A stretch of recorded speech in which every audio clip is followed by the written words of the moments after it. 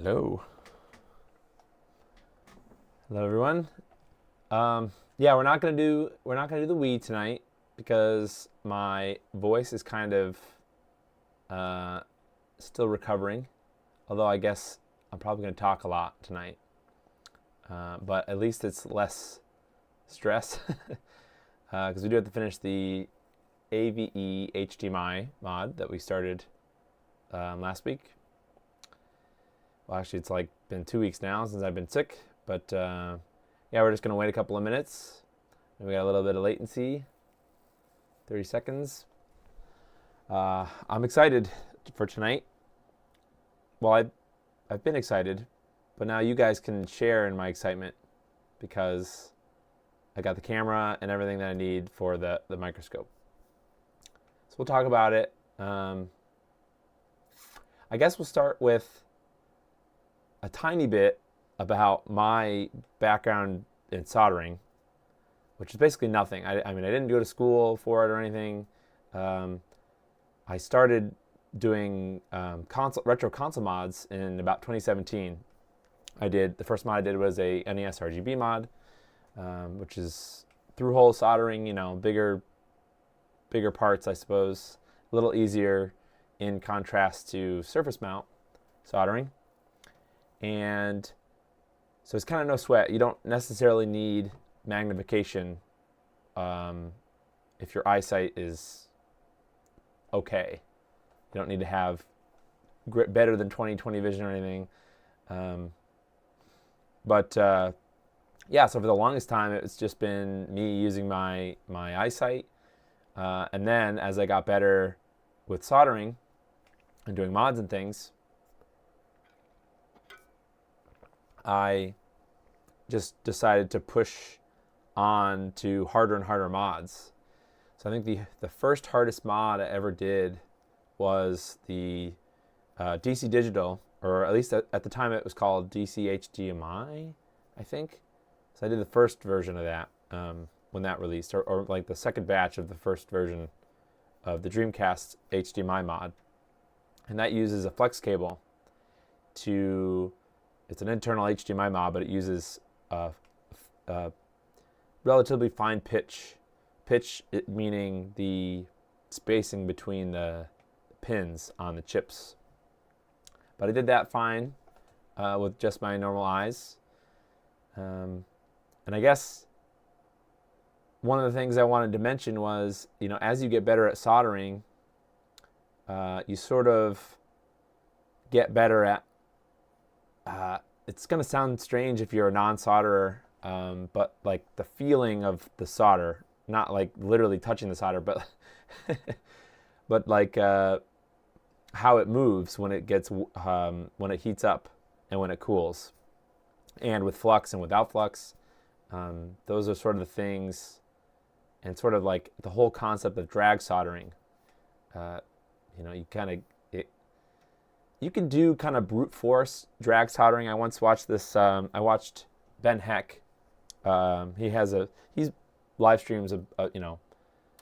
He had this project he was working on where he was kind of trying to explain how to get into SMD soldering, or surface mount soldering, which is a lot smaller. The parts become the pieces that you have to solder to. The pads that you're soldering on are smaller than through hole, and he's kind of like, I don't think he specifically said this, but the components that you're soldering to, they're relatively resilient to heat. Not indefinitely.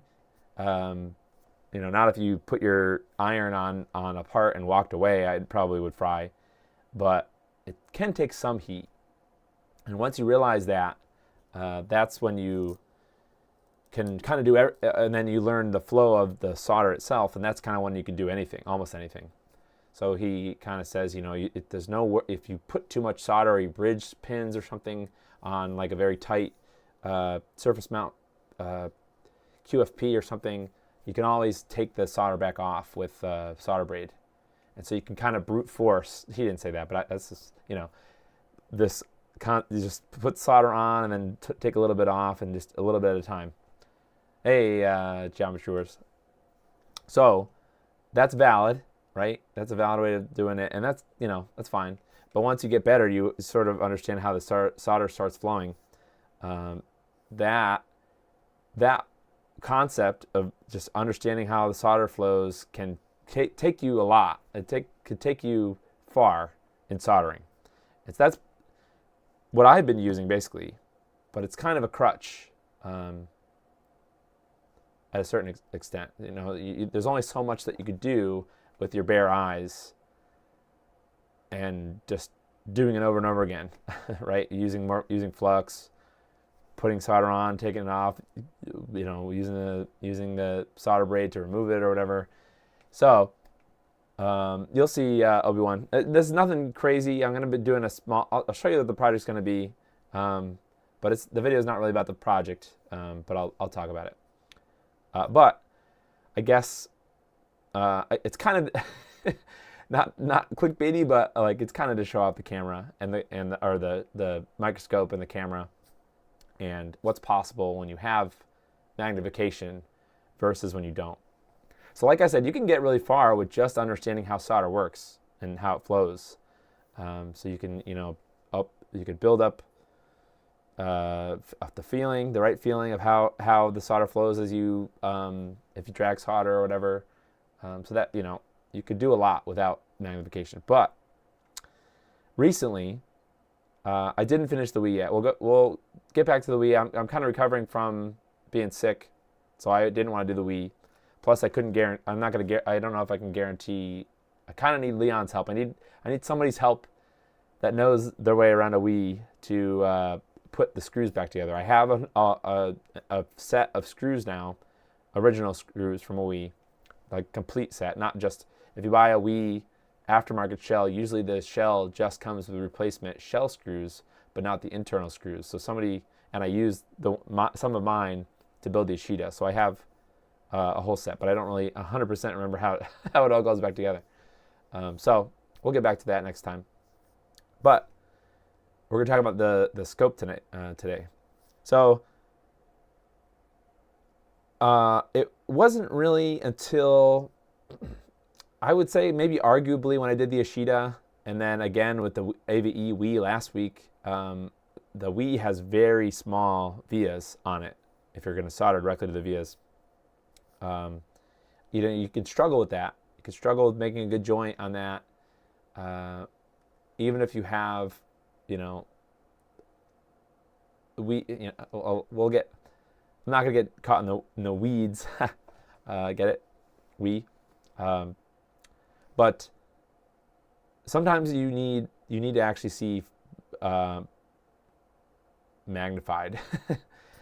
And the other project I've really been struggling on is the Retro Gem, the PS2 Retro Gem. I feel bad that I was unsuccessful doing that. Like, it's probably been 3 or 4 times that I've tried it with different flex cables, new fresh flex cables, and I still haven't done a great job. So I'm kind of gearing up. I guess all of this is going to be gearing up for me to get back into, where is it? It's here. So you can't see it because it's black, but the PS2 Fat Retro Gem is in there. The video side, I believe, is fine, working fine, but the controller doesn't work. It doesn't read controller inputs, but not all the buttons are working. So like some of the buttons are working because obviously I was able to get into the OSD, but I couldn't start a game. Some of the buttons are not working, so I'll have to break it back open. But we're not going to do that tonight. But tonight we're going to talk about the advantages of magnification. So let's go over to the bench, I suppose. This is the normal bench cam that don't have anything prepared. This is the normal bench cam that you guys are all used to. If you watch any of my videos in the last ever, any of the videos I made basically the last 3 years. This is my Sony A6600 with the 2.8 or f2.8 16-55G lens. So this is a focus lens between 16 and, or zoom lens, zoom between 16 and, oops, gotta turn this light off. 16 and 55 millimeter zoom So this is about as tight as I can get, and let's bring the project out. So this is as close as I've ever been able to capture really effectively in a video or on stream is this. I guess we'll talk a little bit about this project. This is OpenFlops. OpenFlops. This video isn't sponsored by PCBWay, but I did buy this from PCBWay. They produced the board, I mean. Here's the GitHub link. Yeah, it doesn't say much about it. But this is an open source GoTech floppy emulator.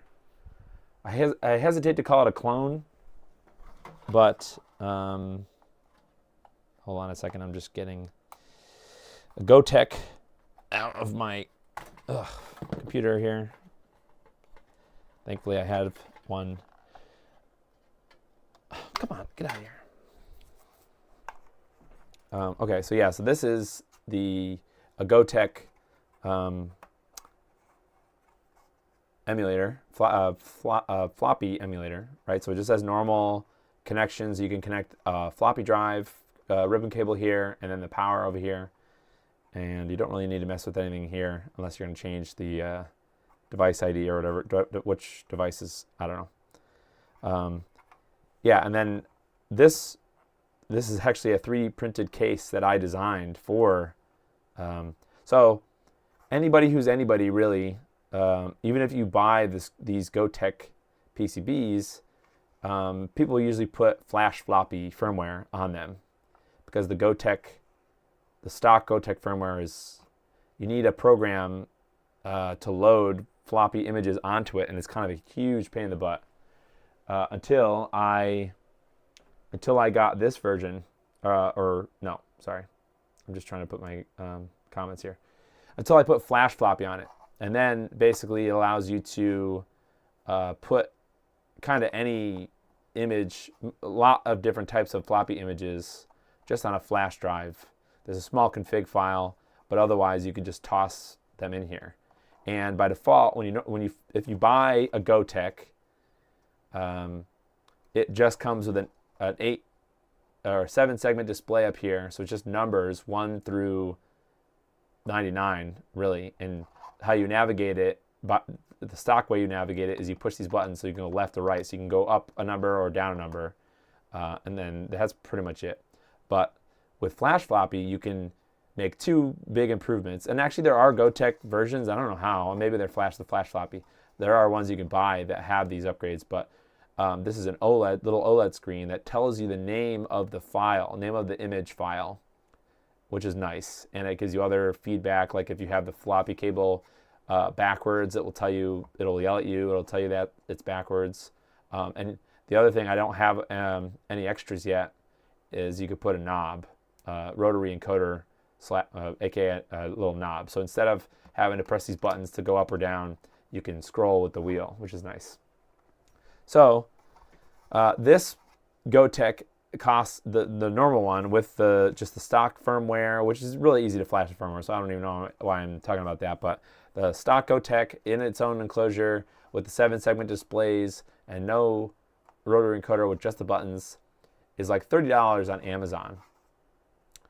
So all you really, if you want to get started, you could just put the flash floppy firmware. But then you're only navigating by numbers. So you'd have to memorize what images are on it and in what order, because you wouldn't by default with the default GoTech, you can't tell what the numbers are. So with what the name of the files are, but with the OLED screen, you could see the names. So why am I telling you this? This board is essentially a GoTech.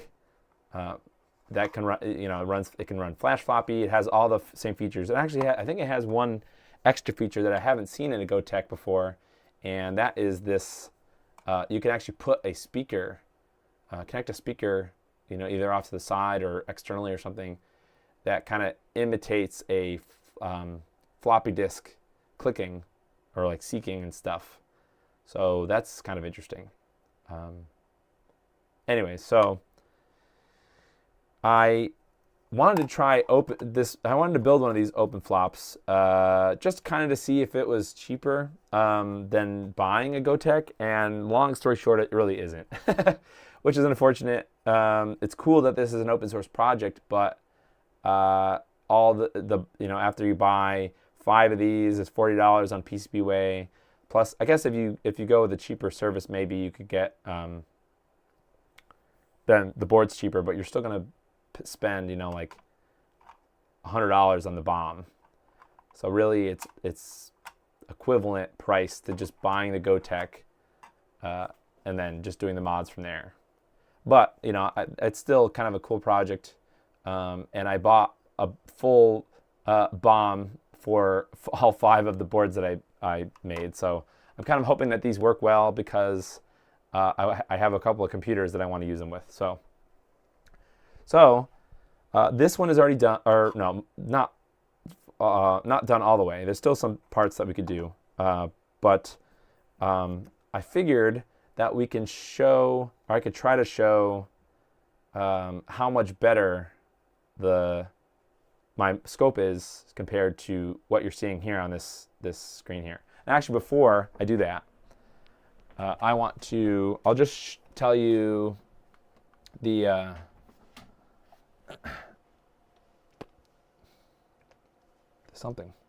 tell you something.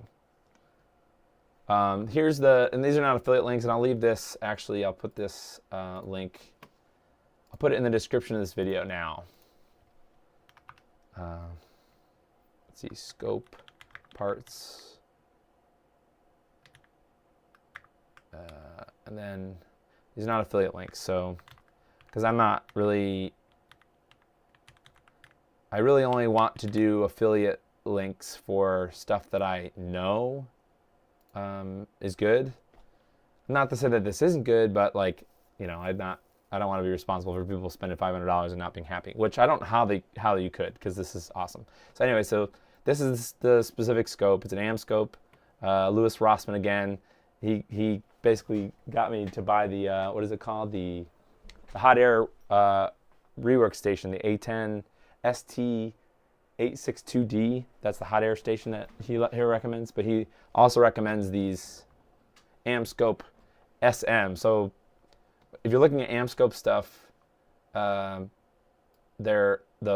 actual model number, I think, it's like it's kind of separated between the head, like this part here, the actual part that you look through. What mic is this? This mic? This is a DJI mic. Is that what you're asking about? So this is an AmScope SM head. That's what the head part is. So it's kind of like 2 different things, because you can get different stands. So I think the 4T means something to do with the stand, I think. But other features, it's trinocular, which means, so first and foremost, this is a binocular style scope. And what does that mean?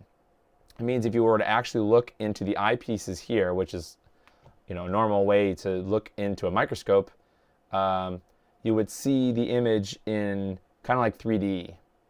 Wireless lapel. Yeah, it's wireless. Yep. It's a the DJI mic, the first version. You would get like a 3D, like stereo vision. Like you could tell depth, which is something that you can't really, you guys won't be able to tell from the video, from the camera, unfortunately. I wish there was a way to mimic that. It's kind of like, well, it's not like a 3DS, like how the 3DS has 3D. It's like actually 3D, and you can tell depth stuff.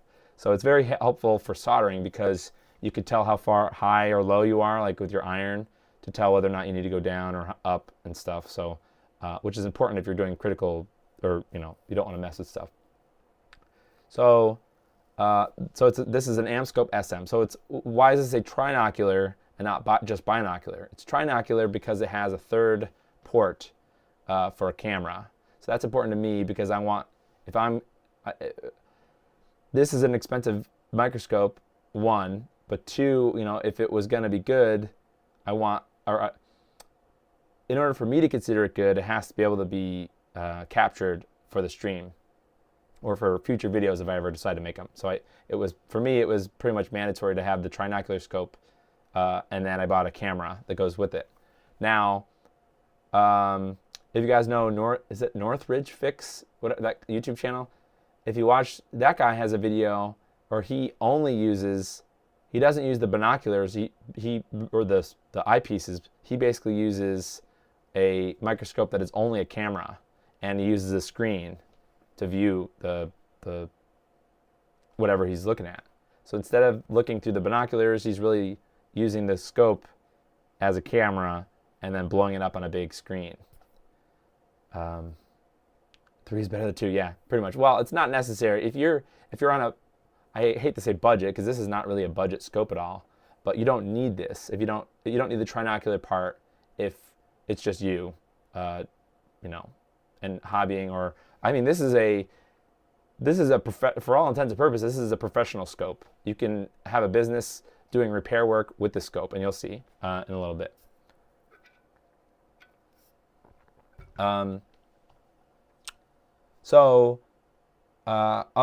Another important feature, it's not just trinocular, it doesn't just have the camera port, but it's also simultaneously focal. So there are versions of this scope that are not simulfocal, and you can only either use the camera or get binocular vision from the scope. So like if you're using the camera, I think you are only limited to like one eyepiece with the ones that aren't simulfocal, but the simulfocal one will allow you to use either the eyepiece or the camera at the same time. So that's what I wanted, because I want to be able to look if I want to, because obviously I have a 40-inch OLED behind me, so that's big enough for me to see what the camera is seeing, but sometimes I just want to use the binoculars to see better. So that simulfocal is important in this case because I want to be able to have both of them possible at the same time.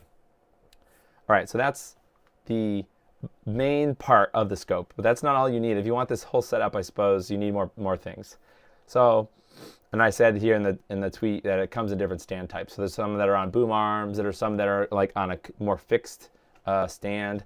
This stand is kind of neat. It's absolutely massive. I mean, I don't really have a good way to show this, but the plate, there's like a huge flat plate that's on my desk here. This plate weighs 30 pounds by itself, just this metal piece, not the metal bar that goes up, but just the flat part on my desk. But it can go back, so I can like put it kind of away. I mean, it really is taking up a lot of my desk space, but I can move it out and then like over here, and then like kind of put it away. But look how, it has a pretty long throw, and I have absolutely zero concerns with this falling over because it weighs so much. So something to keep in mind if that's important to you. Obviously, weight will be better also if you jiggle the table too. You'll be able to see, if it weighs more, it will not jiggle as much. Yes, it's expensive, yep. Your microscope is an Andon Star 407. Hey, Merlin. Yeah, nice. I hope you can get one, Merlin. Oh, by the way, Merlin, I know you have a new version of the NES Power Board. Are you? I don't mean this to sound rude, but if you go into my Discord, and I'll message you about it. Zaxor has some comments about, because Zaxor is an electrical engineer. He developed the Turbo Nanza, the internal RGB mod for the PC Engine, but also he's been working on a USB power delivery power supply for the Laser Active, and he has some comments that maybe you could take a look at that might help with the working on your boards. So I can send you a link, or not really a link, but a link to his Zaxor's comments, I suppose, if you want to read them or not. Doesn't really matter. I'm absolutely not trying to tell you what to do or anything, but maybe reach out on Discord or wherever you're at nowadays, and I can get you to that.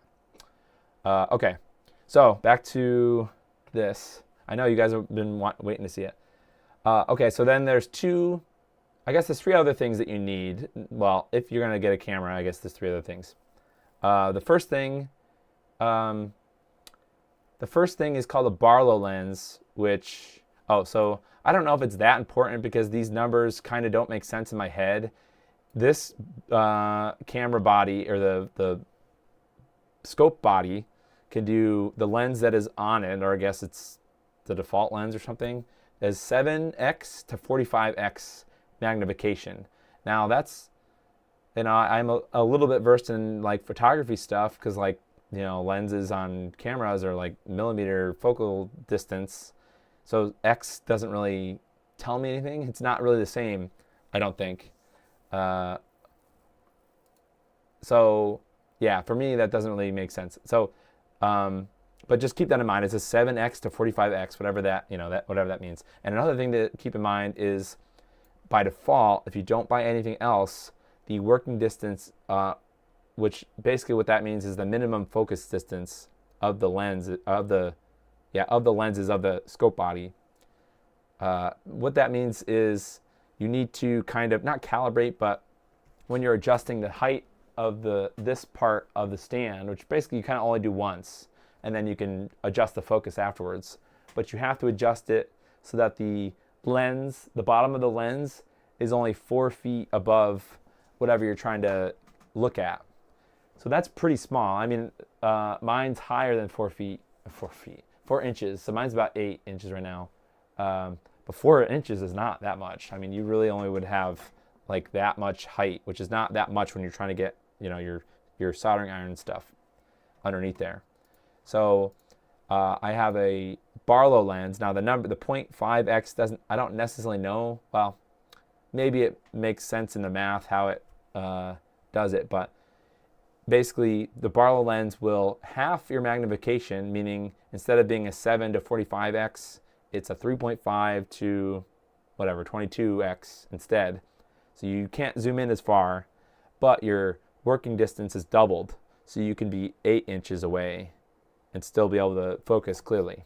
So that gives you a lot more distance to solder and stuff underneath the scope lens. So this is kind of, I'm not even showing you what it looks like. Here we go. This little thing. So this just screws onto the bottom. Nothing, it's not really that fancy. So that screws onto the bottom. So that increases the focus distance, or the minimum focus distance. Then the other thing you need, so then I got this camera. It's not really a fancy camera. It says it's 4K camera, but it really is a 1080-60 camera. It might be able to do 4K 30, but I didn't really mess with that. So for all intents and purposes, I'm using it for 1080-60. And then you need to get the adapter that comes with the scope, this thing in the top here. I'm very confused about why they include this, because a lot of these scope cameras are called C-mount. Like that's a well-known type of lens mount. And this adapter would never be able to fit a C-mount camera, I don't think, in this configuration at least. So I don't understand why they either didn't include this and then like made the cost a tiny bit less or something, or included this, because this is what you need. This is just a CX, which is they call it the photo port, which is just their hole in the top of the scope to C-mount camera. So it's the C-mount camera, this goes on top of there. So that's really it. This thing, and this is a focus ring on the top, so you can adjust the focus here, independent of the focus on the microscope. Okay, that's it. I'm gonna go over to the bench. So this is what you guys are used to. So now let's go. I'm gonna pull my thing out. Pull my microscope out. God, that's terrible. Okay. And then we're gonna go. I'm gonna switch over. So I'm gonna put this. I guess I'm gonna, before I do anything, I'm gonna like put it as high up as it goes, or zoomed as far out as it will go. Ugh, this board is kind of nasty. So one thing I've learned about messing with microscopes is everything is dirty all the time. I mean, maybe I'm just I don't think I'm an above averagely dirty person, but I just noticed that there's just stuff Yeah. Okay. So here, after much to do,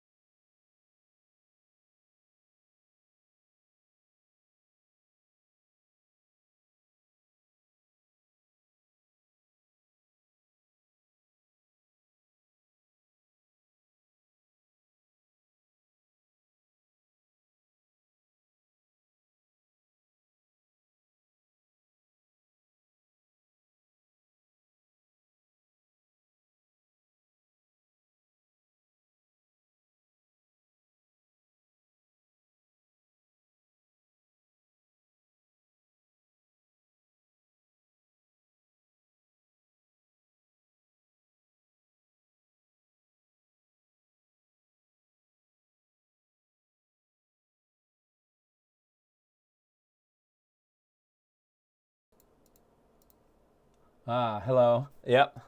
Sorry, I made a new scene, and this new scene didn't have the microphone, so I think we're good now. I well, I was just talking about. All right. Well, this is as zoomed in as it can get. I guess I'm skipping right to that part because I was talking for so long. Sorry, guys. You really didn't miss much. Yeah, I'm just.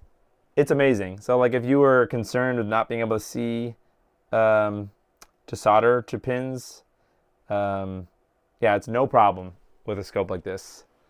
I just wish I had this sooner. Um, yeah, so what I would like to do, well, you know what's kind of interesting is when I was buying all the parts for this board, I made a mistake on one of the pieces. Where is it? One of these, oh, you can see I was scratching on the board here. You can see here I was like scratching at this is flux, leftover flux on the board. These are all 080 or 0608 parts. Most of these resistors and capacitors and things. I accidentally bought 0402, which, I'm comfortable. Well, I was comfortable before. I don't know if I'll ever do it not without the scope again, now that I have a scope. I was comfortable using just my normal vision to solder 0608 parts, no problem, once you know the technique. But I was able, so this pad is not for an 0402 part, it's for a 0608 part. But isn't that incredible? Oh, it's a little dark, maybe? The more you zoom in, you gotta, so this is an 0402 part soldered to an 06 or 0608 pad. And I'm extremely confident that that's not going anywhere, right? Oh, I saw his thumbs. So anyways, I figured that we could build another, well, I guess we could finish, let's solder one of these 0402 caps, because I have a bunch of them that I have to do still. So let's zoom out and just kind of get a better feel of where the board is. I'm still kind of getting used to how to zoom in and out because it's very manual. It's not autofocus. And as you zoom in and out, you got to adjust the brightness so that it's not annoying.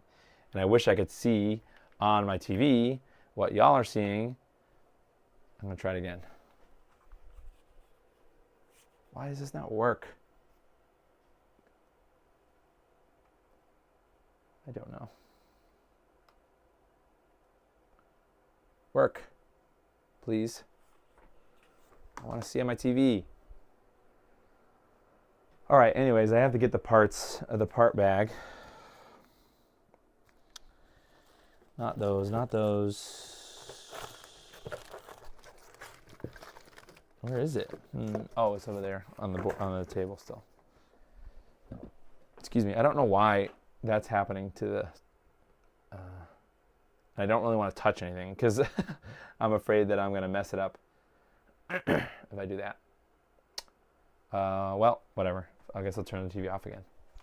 All right, so I've got to... This OpenFlops project has a pretty cool bomb utility. The bomb is out of date, unfortunately. On the there's a GitHub repository where you can find all the details. However, the bomb is out of date, and what I mean is it's they made a cart that you can go to Mouser, and it has all the pieces that you need to buy, I think, but it doesn't. Actually, never mind. This is the one that doesn't have a bomb at all. I mean, it has a bomb. It has this basically. So I had to take this, like each one of these values. So I had to find, based on the footprint alone, which is not really that helpful. This is not really a helpful bomb.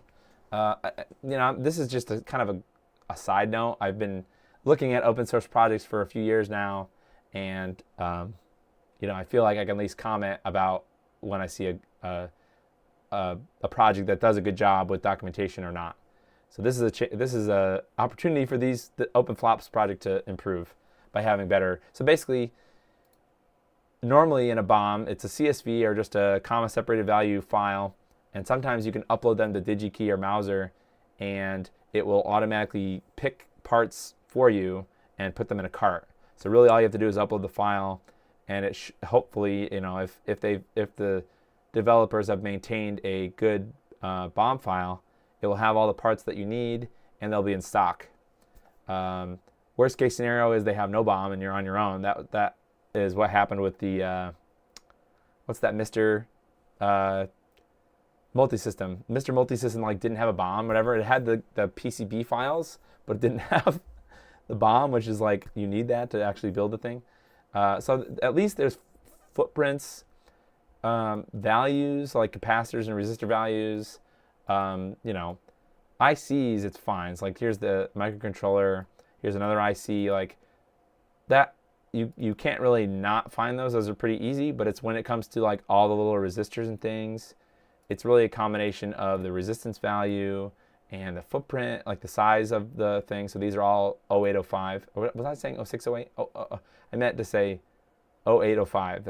I guess that's the proper way to say it, probably. But you need to have all those things to find the parts. So I had to go one by one and search for these parts and stuff. It's not it sounds like it's the end of the world, but it's just inconvenient when you have a cool project that you want other people to easily be able to get into. So that's just all I'm going to say about that. Yeah. So anyways, this little bomb thing will also tell you, so here's all the these are all the capacitors I've got to do. So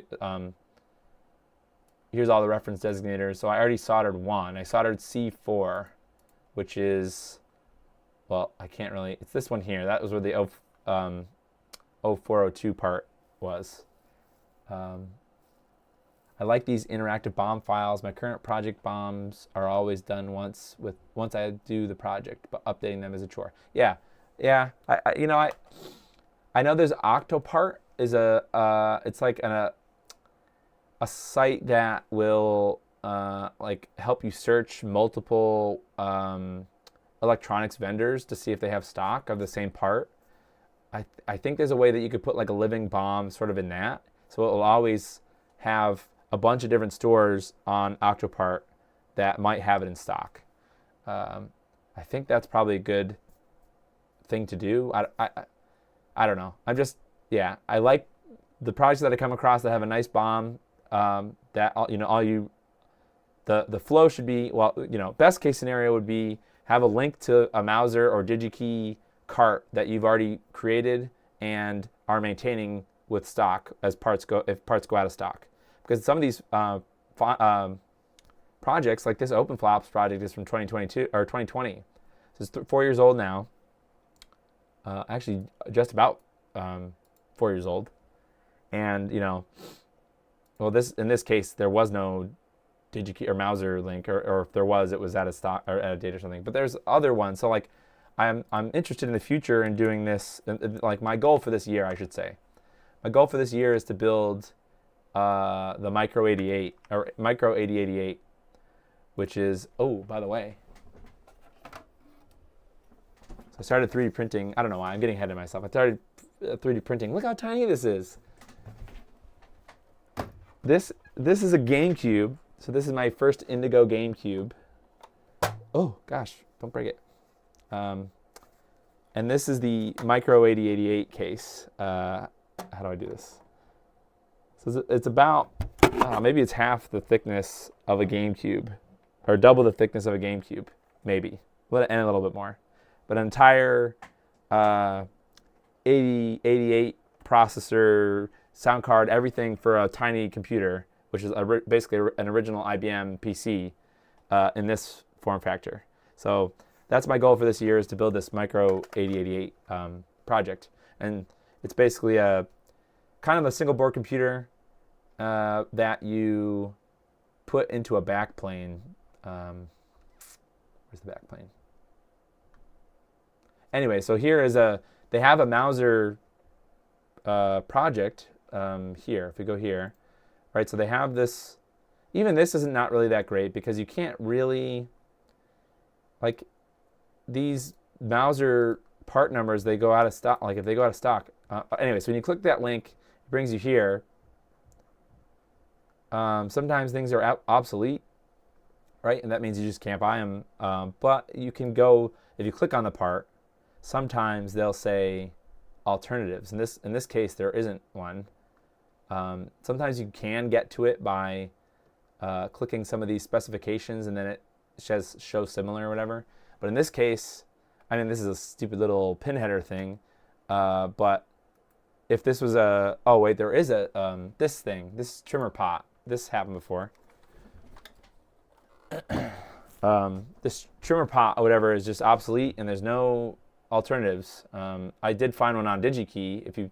If I took this part number and I put in a DigiKey and I found it, but that's a lot of work that you're making. I mean, I know that's basically saying, like, you're basically, if you have an open source project, you're doomed to update it forever, or have someone update it for you, which is kind of unfair. But if you put the effort into doing this, there's got to be a better way. There's got to be a better way to maintain a bomb, and I haven't found it yet, or I don't think anybody's found it yet.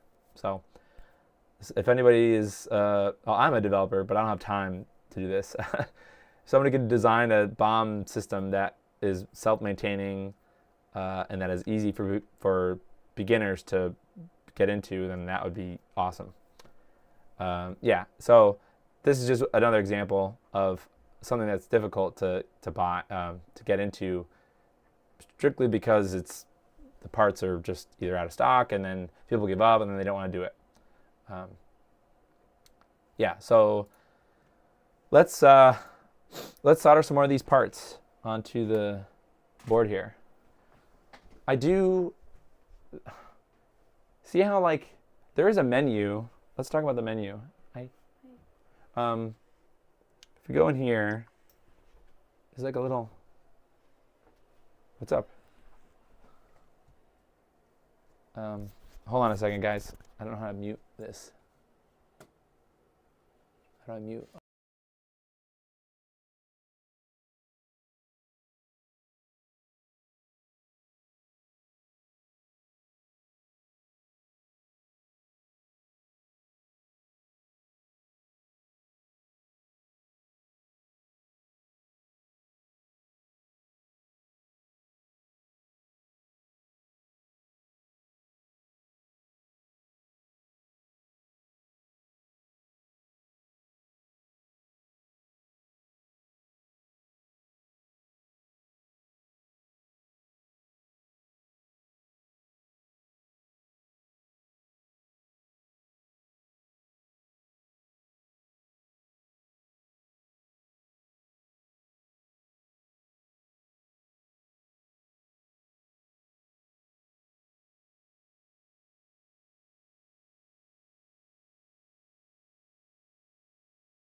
Okay, I'm back. Sorry about that. Yeah, no big deal. Well, so yeah, I was having a problem with white balance, but I think I might have fixed it. See, ever since I started doing YouTube video stuff, I am a big fan of 5600 cal, like daylight bulbs, basically. So all the video lights that I buy, they're all pretty much 5600K color temperature, except for the bulbs in my ceiling. So if I turn my ceiling bulbs on, those are 5000, and you could tell. See how much purpler those are? And if I leave the lights on, it puts this terrible glare. So I have to turn my lights off. But, you know, things you gotta do. Yeah, I gotta mess with so there's this built-in menu in the camera that you can, it's called a one shot or whatever, or one push, they say, I guess. But, this is not necessarily gray. Actually, I have a gray card. Wait a minute. Where is my gray card? Oh, it's here. Most cameras nowadays have a feature that they can automatically adjust the white balance of the camera based on the color of the lights in the room. But you need a gray card, which is 50% gray. See how much different that gray is? Oh, oops. Actually, this is a better example. Uh-oh, what happened? Uh-oh, gosh, this is broken now. Oh, well, rip. This camera stopped working. Well, oh well. So it's a different color gray. Can you guys notice that? You see how it's a little different? But it's not really. Actually, this color gray is called medium gray. And if I did the color on here, there we go. Now it's a little less red. See how it was red before? Well, actually, you could notice better with the board. So now it's a little bluer, but that's, it's a little more natural color. Anyway, so that one shot is cool because you can, if you have a gray card like this, you could just have the camera get the white balance right based on the gray card.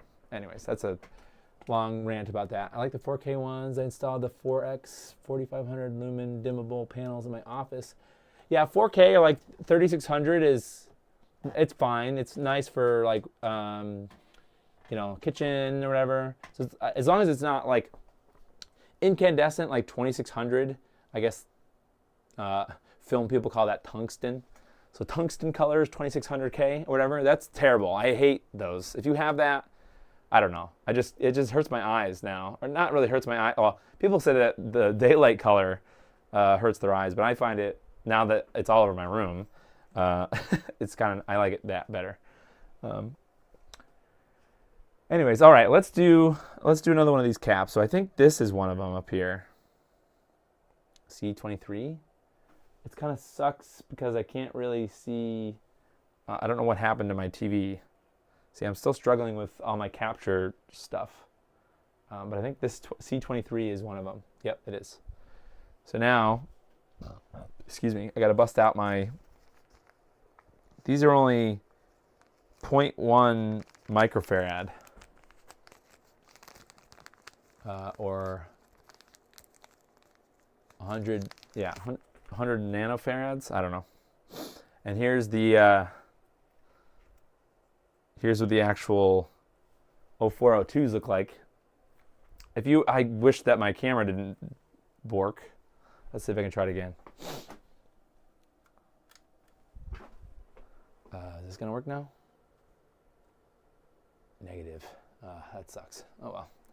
You can barely. I can't. These look like little like sesame seeds or like poppy seeds. Really, not even sesame seeds. They're tiny, very tiny. So, my normal strategy when I solder surface mount, and I'm gonna try to be careful to keep things centered because it's very difficult once you're zoomed in so closely to lose where you're at. So normally my strategy is this for surface mount stuff, and you guys have probably heard me talk about this. I always start with the pad on my dominant hand, so my right hand, and just put a little bit of solder on it. So that's how you start. Then you got to pop out your 0402 capacitor and hope you don't lose it. Oh my God, I lost that one. Well, good thing I have like 100 of these or 50 of them. So, I mean, the first challenge is really to get it out. I wish my my overhead camera didn't die.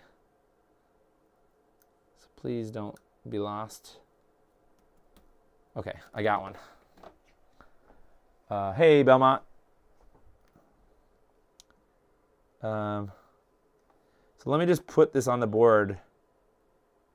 Okay.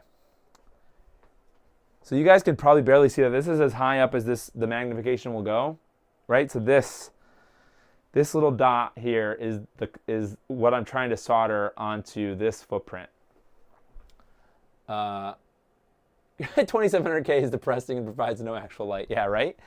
For years, people were like, yeah, this is great. Centuries, or at least a century. So then we can zoom way in, but I got to focus. But if I zoom way, way in, almost as much as it will go, probably. There we go. Now I can actually see.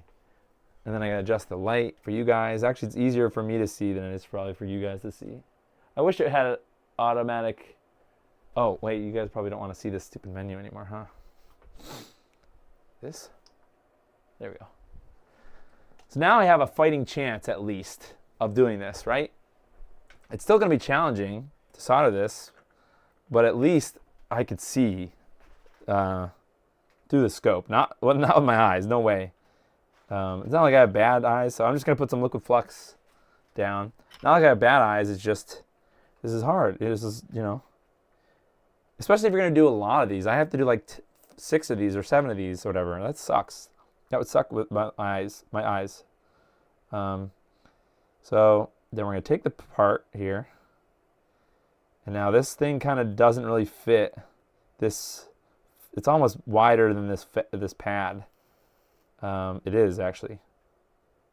But we'll do that at least. We'll get it tacked down as best we can. You kind of can see how the solder wants to flow to the metal when it has the flux. That's kind of what flux does. It helps. Oh God, I lost where I was. Oh, there we are. It helps the solder to flow. Now, there still is danger, not danger, but there still is a challenge with the other pad, because if you add too much heat, you can heat up the whole component faster than it will solder correctly. So you have to kind of get lucky. Like that was fine. And then you want to let it cool. You don't want to move on. I'm just going to touch everything up again. Where is this stupid part? Here it is. I just want to add a little more solder to both sides.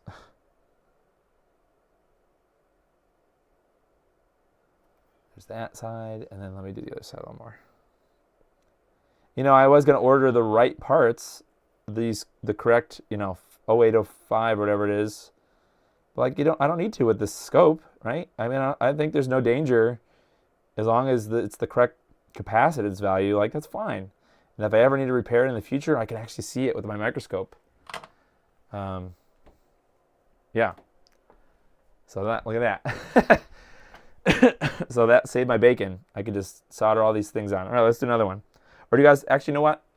We're gonna solder this Atmel or Atmeg or whatever the heck this microcontroller is. I want to solder another one. So I've got another one of these boards somewhere. You guys can watch me stumble around my room. Like my yellow blanket that I use sometimes when it's really cold. I forgot to move it. Well, I guess I could turn on my light here. All right, so let's get so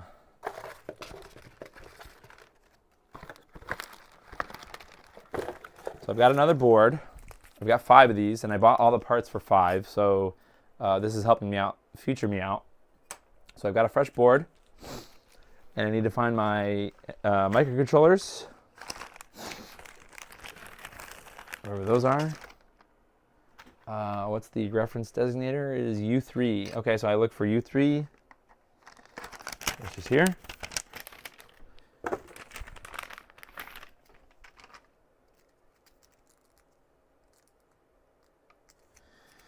And then, see, now I wish, for some reason now my camera's not working. That's annoying. You have such a steady hand. Yeah, well, that's kind of part of the technique, like, it definitely hurt, if you drink coffee or caffeine, whatever, that really can mess you up. Or if you're tired, that really can mess you up. When it comes to surface mount stuff, I mean, and also I kind of was thinking about this before. I don't really know why, but and no offense to Voltar or whatever, but I don't necessarily know if there's such a thing as being like pro at soldering, or really good at soldering. I mean, I guess you can be, but I think of it more as driving a car, right? Most people, well, yeah, when people drive a car, not everybody's a professional driver, right? You're not a race car driver. You're not a whatever, right? But people do it, right? A lot of people do it. So that's kind of how I think of it, of soldering. Soldering is like something that you can get a little bit better at, but once you learn the proper technique, it's really about applying that technique, and that's really it. There's no, and then strategies, I guess. So it's not necessarily, well, yes, I do understand that some people have problems with shaky hands and stuff. I've heard some people talk about that. So that's obviously a different thing. But if you're just a normal, sorry, not normal, that's offensive. If you're just, I don't know, an average solderer person, it's just about applying the techniques over and over again. Hopefully I didn't butcher that.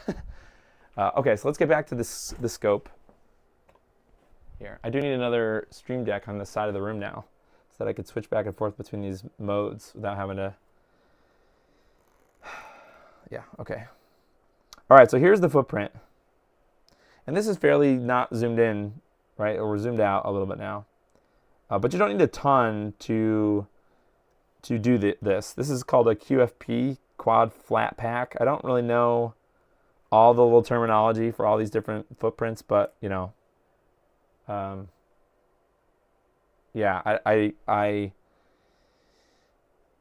I don't know. I just have general strategies for kind of anything. But before we start anything, there's really, well, I don't really like this chip because I think that's pin 1, this dot here. Normally on ICs, there's a dot that indicates the direction of this chip because it kind of can go any way, right? But I think this circle here is pin 1. And then on this particular PCB, I just was looking at the picture, the render, and I noticed that there's a longer sort of line here. I think that indicates pin 1. So I think this is pin 1 right here. So that means that this normally goes like, it goes like that. Right? So that's what we're trying to do, is solder this to that. Now, oh, it's kind of blurry, huh? What happened? Looks fine in my, looks fine here. What's going on with the camera? Well, that's fine. I can adjust the focus separately. All right, that looks fine. I think it's too bright. The light is too bright. See, this is why I need to be able to see on my TV, because I got to be able to make sure that your guys' viewing is right. So this is not zoomed in all the way. I suppose you could if you wanted to. If you want, just, you know, for ha-has, let's see. I don't really know if this gives you that much of an advantage. This is all the way down. I suppose it does. This is always zoomed in. So what's the strategy? I want to put solder on one single pin on this. This is not drag soldering right now. This is just tacking the piece down. So I want my goal is to try to use my iron, right? So just take your time. I got to find my solder stick. By the way, this is 0.1 or 1 millimeter solder. Is it 1? Yeah, I think it's 1 millimeter. So that's what 1 millimeter looks like zoomed in. I'm just trying to, does that look better? Okay. All right, so I'm just going to try to get solder on one pin. Oops, ugh, that looks gross. What happened here? Okay, that didn't work. Well, we can always Ben Heck it and use some solder braid. Start over. Also, it kind of looks like there's some solder on this. Maybe it's from the process, the PCBWay process. It looked like there was some flux or some solder on the board. I mean, obviously there is solder on these Hassel boards on the top. It's not just plain copper. Okay, so let's try that again. I don't know what's going on. Maybe I need a little bit of liquid flux. I'm just going to try to get this single pin. Oh God, it's hard. Don't get me wrong. I mean, it's hard. It's not simple. It's kind of a game. But I mean, at least with this, you have a chance. Just be patient. If you're just patient, you could do it. I mean, there's no rush here. If you've got jitters, and you had coffee or whatever, just come back later and just do it later. This is a lot more calming than trying to do it by eye. All right, let's try it one last time. Okay. Whew. Oh God. I think that's fine. I don't think, maybe it will. All right, sorry, I'm going to try to get that. Might still.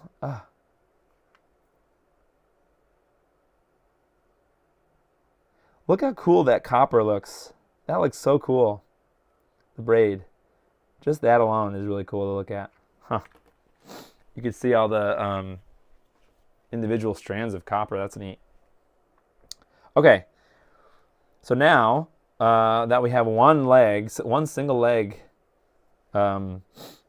soldered, remember to keep your orientation right. So I have that dot. The dot is up, top left of this pack of the footprint. Now, what I'm trying to do is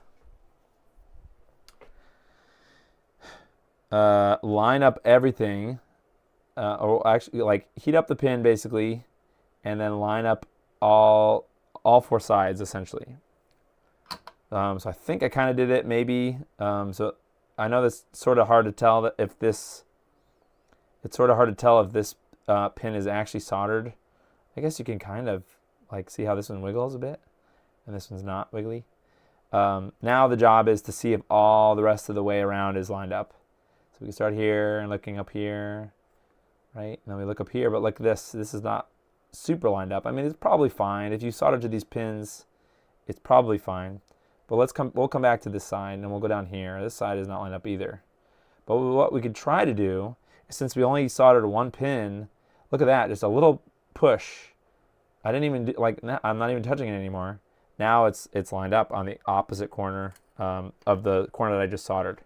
So what I'd like to do is, I guess, rinse repeat with this side. So I want to carefully solder a single pin, this single pin on the corner here. I gotta clean my tip here, hold on. That's the other thing too, is you really want to be, if you're going to be doing these fine pitch, you don't even have to use, I'm just using my normal chisel tip. I'm not using a knife edge tip for this, and you'll see why. Well, it's not like there's any advantage, I guess. I'm just being lazy, but I can get away with it. So now let's try that again.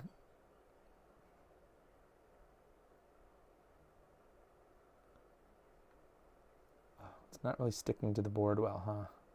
Maybe I need some liquid flux. It's kind of sticking more to the iron than it is to the board. So don't forget flux. Let's try it again. Where's my iron? Oh, my solder. Okay, here we go. Okay, there we go. That's a lot better. I don't know why it wasn't working before. Okay, so now basically, well, let's go around again to just double check that everything's lined up. I mean, this side, it looks oh, speaking of, while we're here, actually this is, let's put it this way. Where is it? Oh God. This is, okay, there's pin 1, right? This dot. This here is pin 1. But if you look, I'm pretty sure that it is. And these are kind of not, I mean, they're, if I was going to nitpick this, I probably could move it a little more. But I think it's fine enough. But you'll notice here, and I would never have been able to tell with my eyes, really, unless I looked at the schematic. These pins are bridged purposefully on the, they might be ground or something. They're bridged purposefully here. So if you were doing this by sight without a scope, and you looked at that part and you might see, oh man, I got a bridge there. I got to work on that. I got to figure that out. You would have no way of knowing that there was an actual purposeful bridge there without a scope, right? Now I could tell that there's a thing there, and I should, I got to handle that later. Or not handle it, but just be aware of it. Because if you look at it far away, it might look like it's a bridge. Like here, I'll this is the one I already soldered. But you can kind of see that, all three of these, I'm pretty sure all three of these are soldered pretty well. But you can tell that, like, this has more, these two up here have more than this one, even though they're all, let's see, can I focus on this when it's like up a little bit? Oh yeah, look at that. Okay. It's not 100, you can't, I'm having a hard time. I'm kind of tilting this up just to show, this is not, it's stuck, this is soldered. Maybe not super great, but, it's soldered. It's not soldered. But, you could look at that without a scope and be like, oh man, I got a bridge or something. You would not be able to tell. Can't tell if that's correct or not, unless you just wing it, which is what I used to do. And I would get lucky and it would work, and then, yeah, so, this come out of focus now? Oh yeah, it is. Okay, so let's go back to the beginning. Actually, let's choose a side that I didn't tack down. So let's do this side. You know what, actually I want to move it a little more, because I'm not super comfortable with how this side is lined up. So let's do this. Okay. Okay, cool. So now that side's lined up better. This side's fine too. Okay, cool. Now, this is where it's really, basic technique now, so drag soldering technique.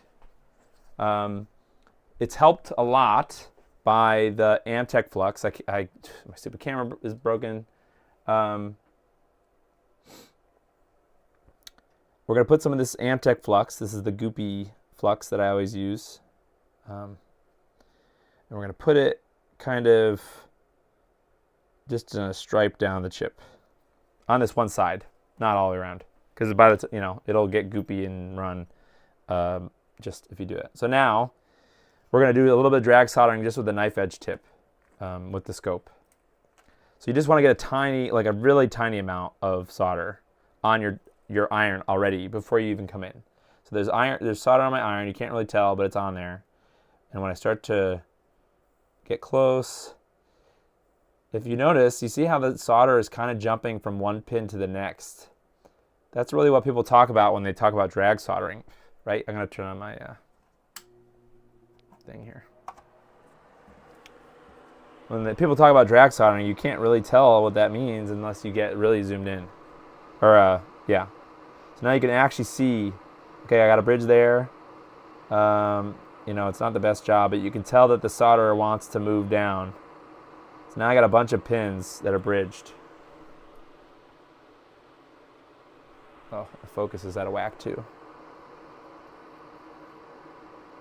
There we go. Is that better? Yeah, a little better. This camera seems to be... the camera part is out of focus. And this is only a 1080p camera too. I kind of wish that I had a 4K camera, but that's right. Okay, so now because of the anti-flux didn't disappear, but I got a bunch of bridges. See how I had bridges? Actually, let's do one of these. Can you look at where our bridges are? Yeah. Let me get a poker. So it looks like we might have a... Oh, where am I? We might have a bridge here. Oh, I can actually like dig into it. No, maybe that's fine. That might be fine. But we got some 4 pins, 5 pins bridge there, and these 2 at the end. So it's sort of a circumstance that I have too much solder, but I'm just going to hit it again. I'm not going to use any wick or anything. I'm just going to try to remove, or try to move it around, basically, just even it out. Oh, and in between times doing this, you kind of want to clean your tip off. I'm going to take my jacket off. Turn the autofocus on. Autofocus? Autofocus on the camera, you mean? Let's see. Autofocus on the camera. Menu. I have to use my little... I have a... Where is it? Where is the camera? See, now I have... The problem with my setup now is I have like 13 remotes. And that's a problem. That is a problem. Too many remotes. I lost it. The white one. Huh. And oh, here it is. I kind of get mad. I get pissed off. Okay, let's go into mode. Okay, we're here. Let's go to... I see direction, excuse me. I don't know if it does. Exposure, color, line, divide rule. No, it might not. Huh.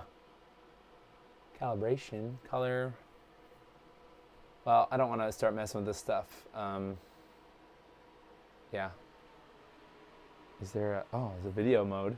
What does this video do? Oh, does that record? Oh, that might start a recording. Okay.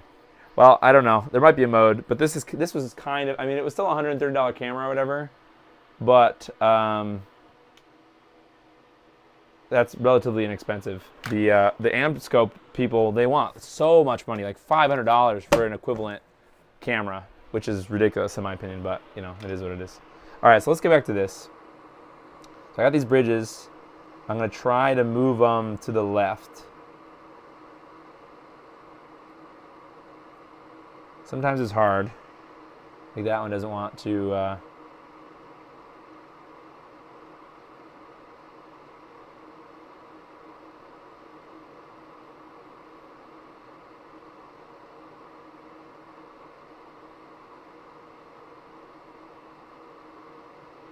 Yeah, I probably have a bit too much there. So now I can take do do the Ben Heck method and just get in there quickly.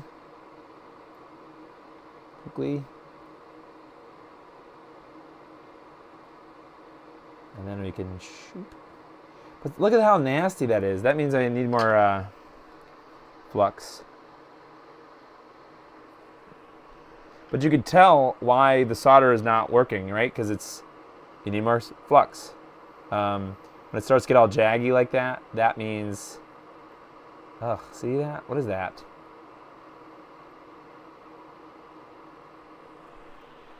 Oh, I'm at the wrong temperature as well. Whoops. But I don't think that's burnt. I think that's just, I don't know what that is. Doesn't it look, I don't know. Doesn't look right. I'll poke at it. My poker. Yeah, it's a solder bridge. That's strange, right?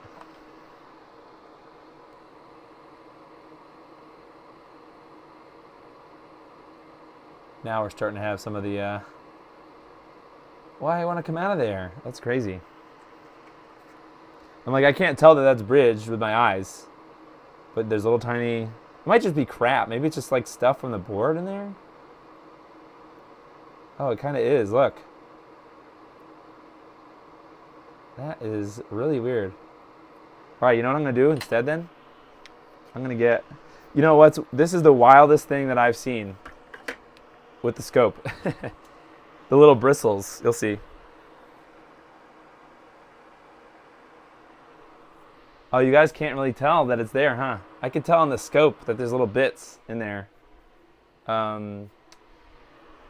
Here. See, there's little bits in between those two. I don't know if that's solder. I mean, it kind of looks like solder, like right there. Anyways, we got some alcohol in there, and I can always just give it a brush. But look at that, yeah. Look at that. Crazy. Those are just random, what is that? Like solder bits? Look at those gross toothbrush teeth. Like that's not right. Maybe I'm ruining maybe the board is.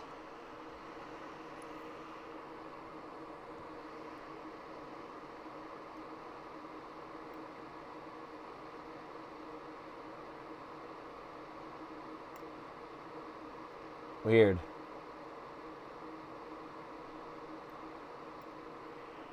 I don't know what that is. Maybe I'm imagining it.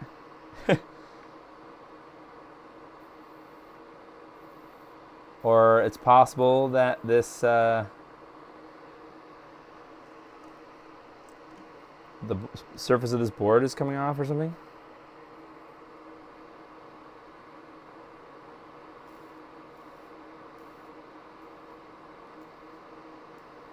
It also could be, I have heard that flux or solder goes bad. It has an expiration.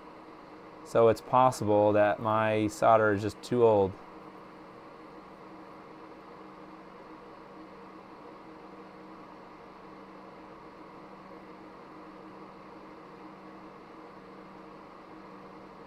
Huh. Well, this is just kind of an experiment right now. Look how much fun you could have just soldering. I'm doing nothing. I'm literally not making any progress, and I'm having fun. So if you don't like the drag soldering thing, you could just do a one at a time thing, and you feel pretty good about the connections that you're making.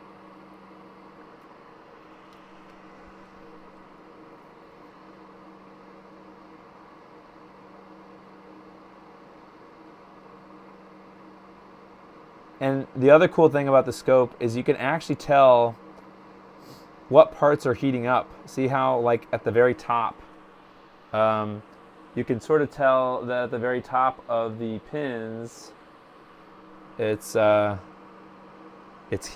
heating up. So you can kind of make sure that you're getting a good joint all the way up the pin. Okay, we're almost done with this part, I swear. This side, anyways. So if you want to really make sure, you just hit one at a time.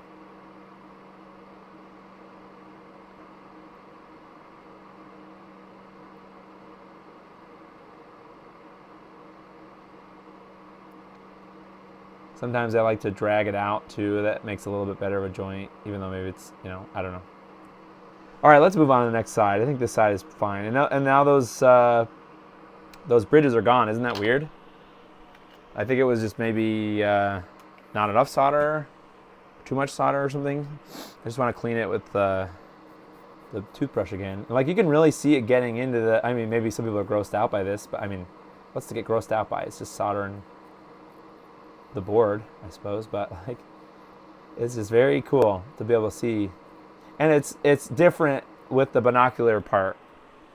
I know you guys can only see, this so well, but you can really tell with the binocular vision. Okay, so let's move on to this side. Wait, did I already do this side?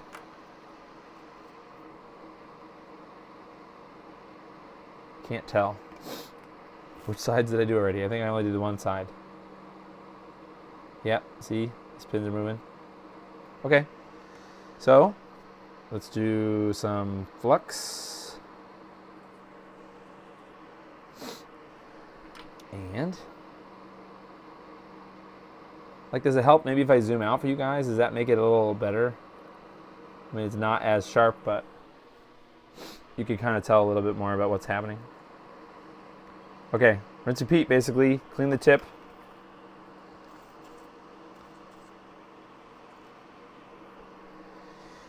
Get a little bit of solder on the tip.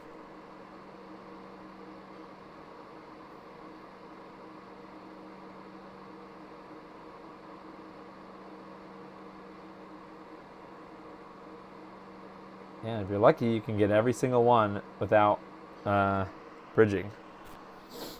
That's when you learn, how the solder flows. But it's not really. It sounds like it's. You have a bridge on pin 3. Oh, actually, pin 3 on this side.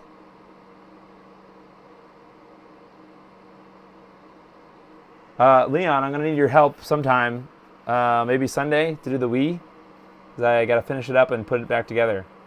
We're talking about bridge. No bridge is there.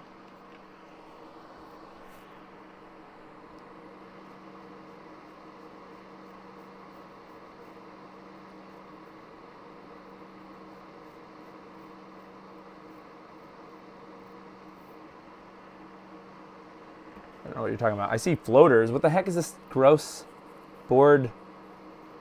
Look at that. You can even see the fibers in the paper towel. Isn't that cool? Look at that. Neat. Huh. Cool. Oh, previous side. On the third pin from the right.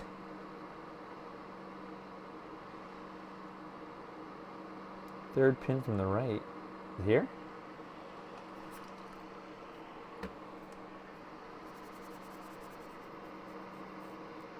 I don't think so, man. Maybe there might be too much solder. Talking about here? Oh yeah, you're right. Look at that. Down here. It's not a bridge. It's just up. This. What the heck? The hand tool. Oh God, I hate this soldering iron. Do not buy this. iJune, whatever. It's a piece. It's garbage. Terrible. It just shut off on me. I hate this thing. Wish I bought a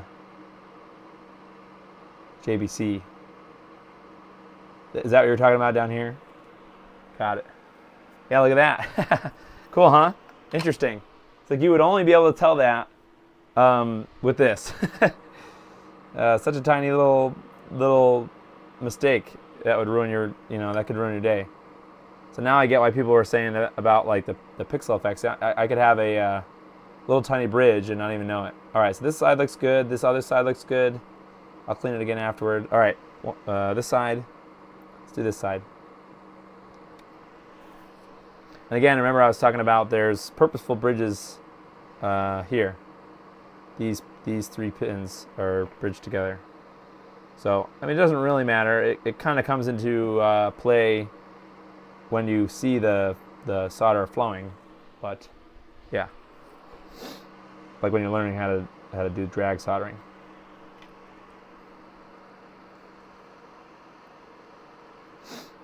All right, got a little bit of solder, maybe too much actually, but let's do it. Oh, you know what? Actually, I'm going to clean this first.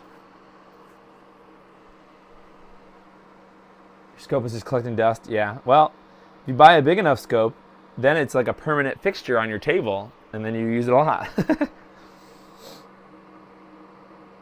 right, here we go.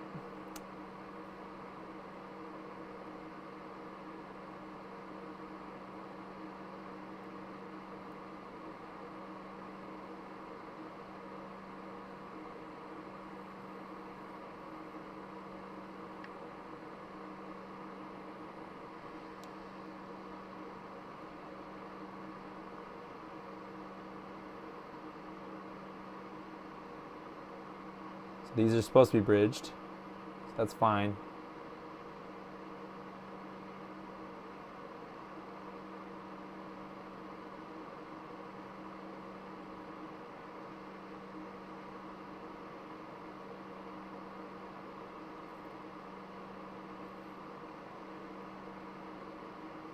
There we go. Good enough.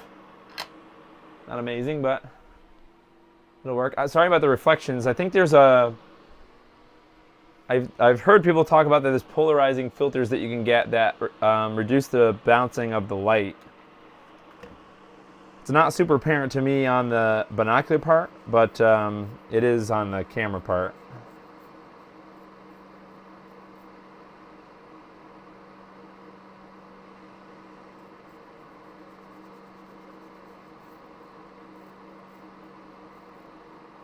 Are you going to be around Sunday night, Leon? Oh, hey, Ian. Hey. Makes you want to get a better scope. Yeah, it's kind of life-changing. And it's one of those things, honestly, it is expensive. But, I mean, I'm pretty sure I'll have this for a while. I mean, I really don't, unless somebody broke it on me, you know. I don't imagine I would ever need another one. So, we're going to be, we're gearing up for PicoGus 2.0, Ian. You know, it's funny, Ian. I'm working on, this is Open Flops. Sorry guys, I just want to tell Ian about this. This is Open Flops. It's a GoTech clone that uses Flash Floppy firmware. But I accidentally bought the wrong, one of the wrong parts for the bomb. These are all 0805 pads. And I bought an 0402 capacitor for this one. And with the scope, I'm able to solder the smaller capacitor on there, no problem. So I thought that was funny. All right, where were we? I don't think we got all the way around yet, did we? Did I just do this side? Yeah, I don't think I did. Is that it? Is that everything?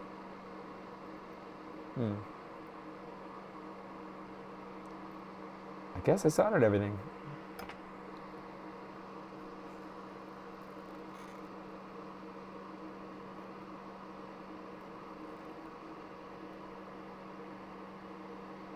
Yeah, that side's soldered. I was just looking at the camera. Oh, you guys can't even tell. It's a little bright on the camera. Got it. Trying to get it just right. Okay, that side's soldered. This side, you gotta adjust the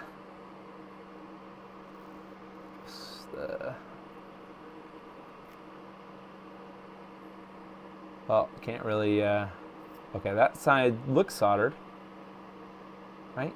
Did we do all of them already? That side looks soldered. Or is this the wrong board? Oh, that's, duh, this is the wrong board. Ha ha ha, that's funny. Okay, well.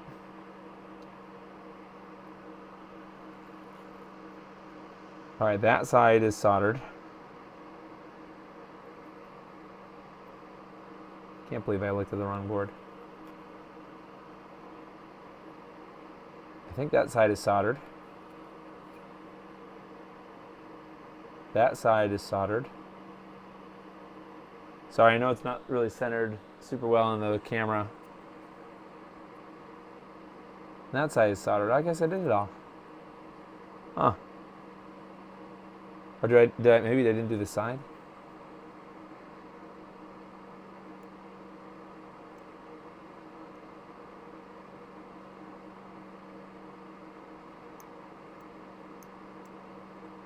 Oh yeah, look at that. I didn't do this side. Huh. Well, yeah, didn't do the bottom. That's interesting. Somebody in the comments is probably like, you didn't do the bottom.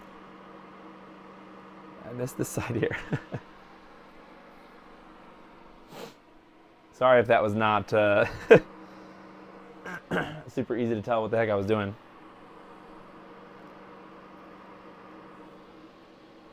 Just trying to look and see what side I was doing. Northbridge Fix sells nice polarized filters for scopes. Ah, yeah. Nice. Yeah, I'll have to do that. What tip am I using? I'm just using a normal knife edge tip. It looks probably big, but not a cone. But it's not a knife edge. Sorry, not a cone either. It's I believe they call this, I don't know. It's a chisel tip, I guess, but it's Hakko has another word for it. They have like the J series, the K series. I don't know what the name of the series is. Just a normal chisel tip.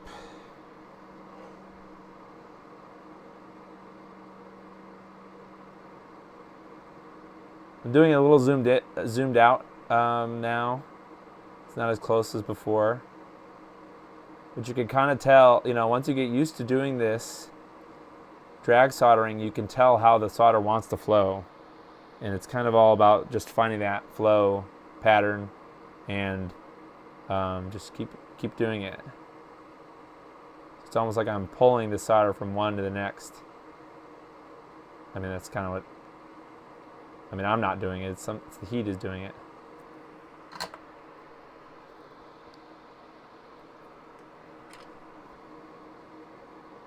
And the flux, I guess.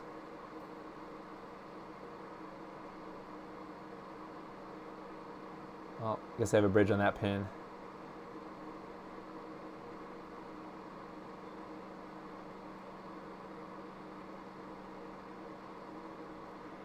Too much.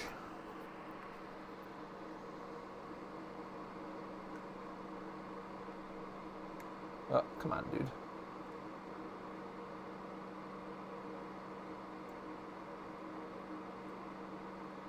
Okay.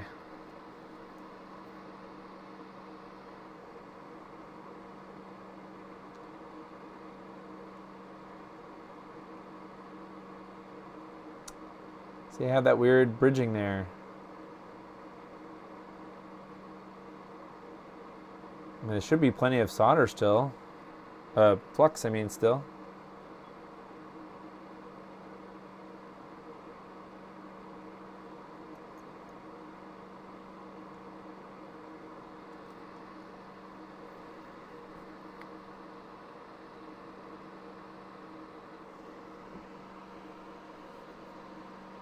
The 486. Yeah, I've been looking for Pixel Castle. I've been looking for a just an AT case, really, for a while, because I have a few computers now that are just motherboards, really. Well, they're pretty much complete systems, but without a case. So I got a cool idea from the Micro 8088 that I talked about earlier, which you gotta check that project out.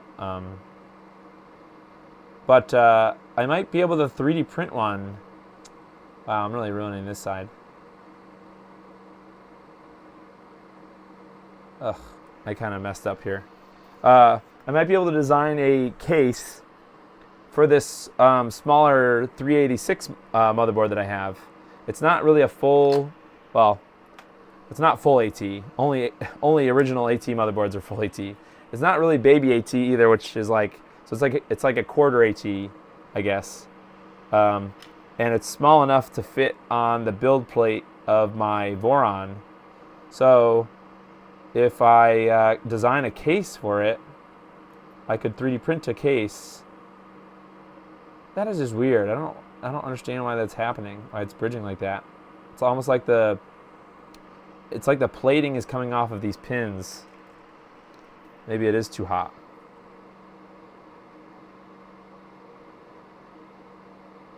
Anyway, so I'm thinking about designing a, oh God, I really biffed it. I made it worse. Wow. I'm thinking about designing a case like the Micro 8088, but for those 386 DX 40 megahertz motherboards, like late model ones, because they have similar form factors.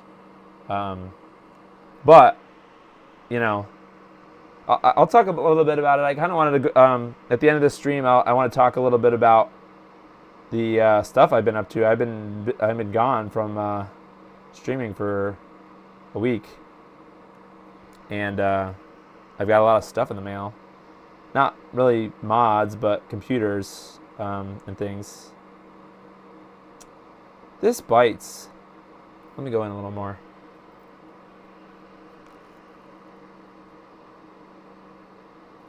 I don't know what it is. I gotta turn up the... These pins in the middle here are giving me a hard time. And I've been playing through Doom 1 for the first time since I was a kid. Okay, I think I unbridged it.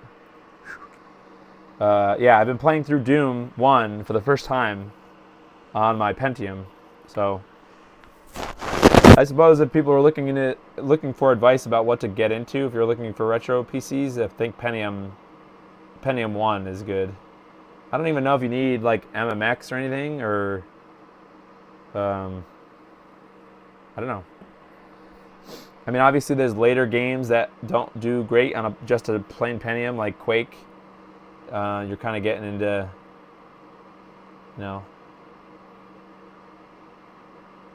not playable territory, but all the other greats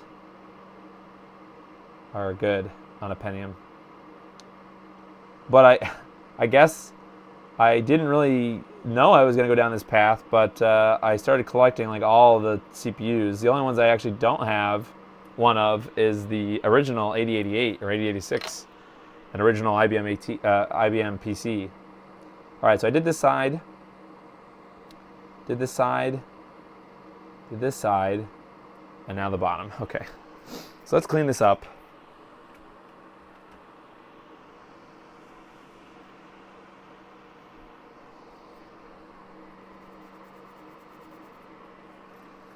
This is kind of the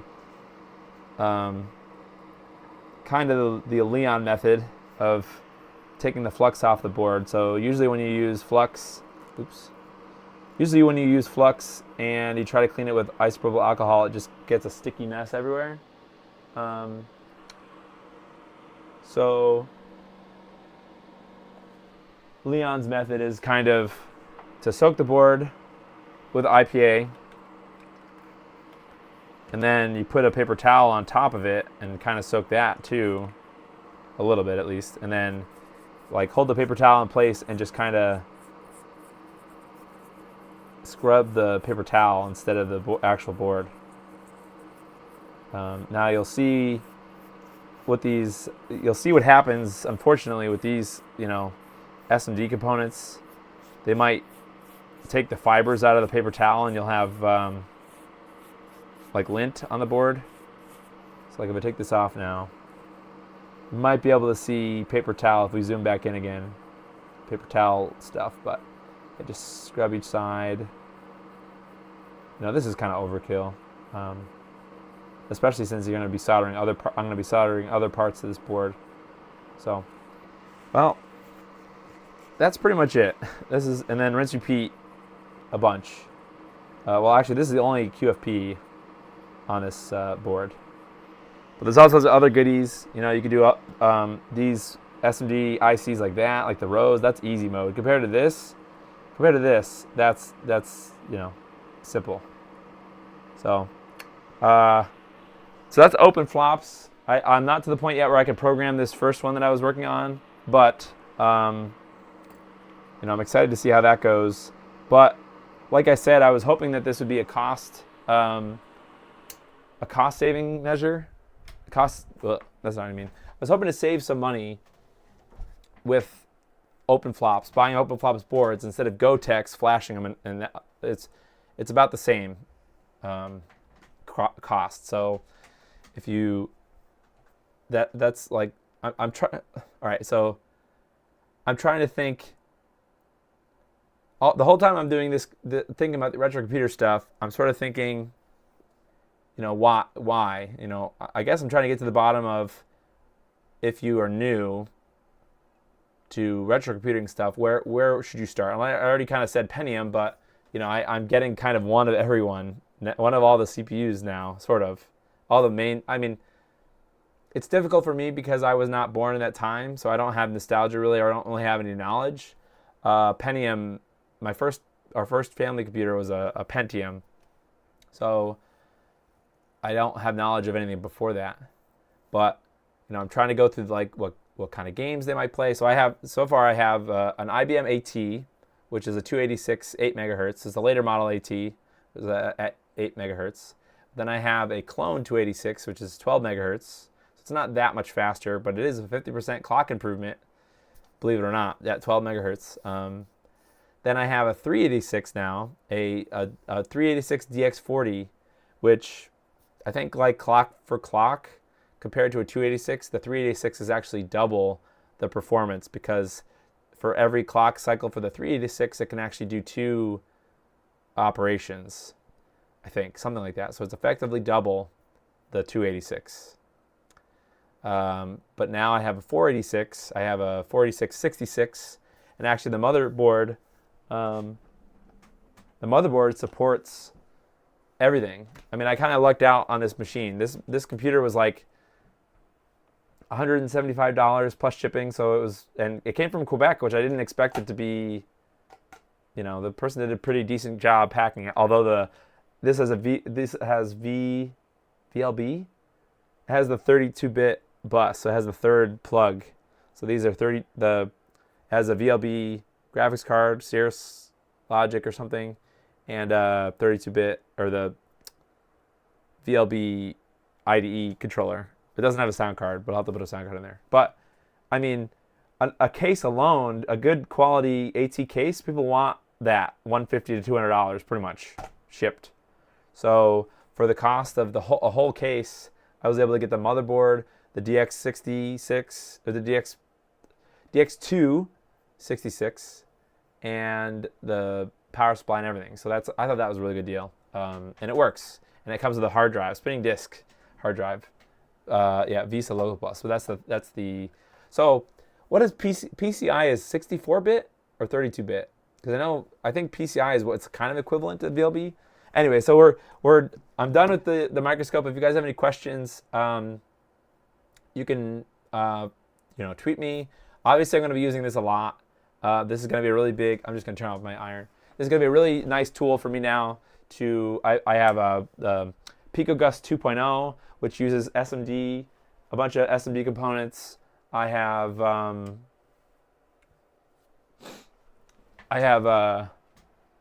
want to build that Micro 8088. I don't think there are that many SMD components on that, but I'm going to be doing a lot of soldering with it. So, and I want to fix the PS2 RetroGem. So maybe I'll do that sooner than later, just because that's kind of been bugging me. And I just want to see how much easier it is for me once I have the scope. So 32-bit Pentium. Yeah, because there's some difference with Pentium instruction set or something. It's different. It's not the same as PCI or VLB and PCI. Although I've heard some things like some of those, he uses like a PCI to VLB bridge or something. So it's not technically like straight up VLB. Some of the cards are not VLB, but it's just a strange, all this is strange. ISO is strange for me because I didn't remember it. And the Pentium that I had some ISA slots, but to me, by the time I looked in my by the time I opened the case from the Pentium, I had already had an older computer or a newer computer that had PCI and PCI Express and AGP ports and stuff.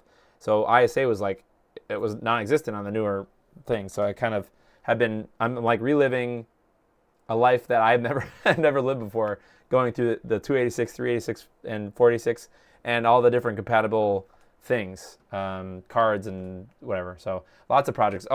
RGB to HDMI for the CGA graphics cards and EGA graphics cards. So I want to build that project. Lots of projects to do. So yeah, I don't know. I guess, I don't know if I want to go any higher, because this motherboard for this 46 machine, it can support almost anything that fits that slot. Thankfully it has a zero ZIF socket. Before I found this computer, I actually bought a 486 motherboard that had some decent features, and I was gonna like piecemeal a whole build that way, and then I stumbled upon this listing, and this is almost everything except for a sound card, and it all works. So, but it will accept the Pentium Overdrive even, which is a cut down Pentium that is meant for the 486 bus or the ISA bus, and I don't know. Right now it's just the DX2, which I think is a classic. I'm not trying to have too many. I don't need an OP 486. I don't think, because I have the 40 megahertz 386. Which is a good card, there's a lot of, or a good CPU. There's a lot of games, late 80s games that run well on that. And then, yeah.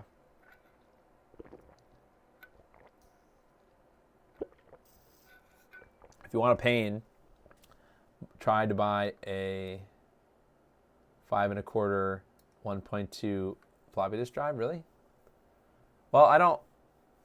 Yeah, ever since I did flash floppy, I'm kind of like, I don't need to buy them. But yeah, I did get some 5 1/4 discs from my my girlfriend's father, the Software of the Month Club stuff, and I have two 1.2 megabyte drives at least. So yeah, it's astronomical what people want for good drives, but it is what it is. And there's a certain amount of FOMO that I want to impart on people in the retro gaming community, retro console community, I guess I should say, because